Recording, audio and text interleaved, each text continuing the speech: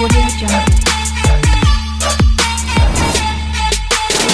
Hi friends, எல்லோருக்கும் வணக்கம். தெலுங்கு நடிகரான நடிகர் பிரபாஸ் சமீபத்தில் சலார் என்ற ஒரு திரைப்படத்தில் நடித்திருந்தார்.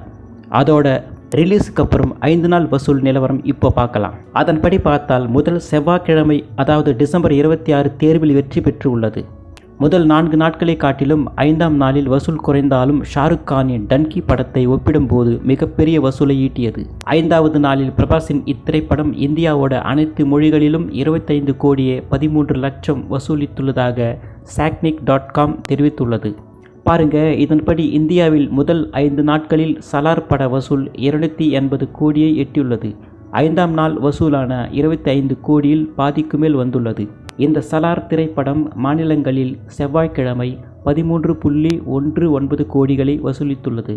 இது இந்தியில் 9.7 கோடியும், தமிழில் 1.2 கோடியும், மலையாளத்தில் 0.72 கோடியும், கன்னடத்தில் 0.32 கோடியும் வசூலித்துள்ளது.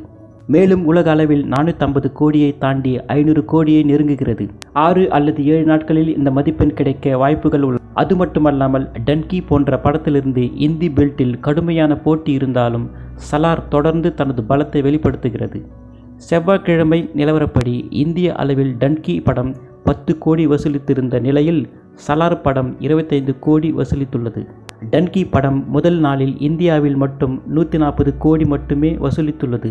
மறுபுறம் சலார் 5 நாட்களுக்குள் 280 கோடி வசூலித்து ரெட்டிப்பாகும்.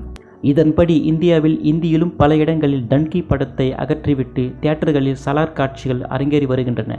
இதன் மூலம் டன்கி படிப்படியாக மறைந்து வருகின்றது.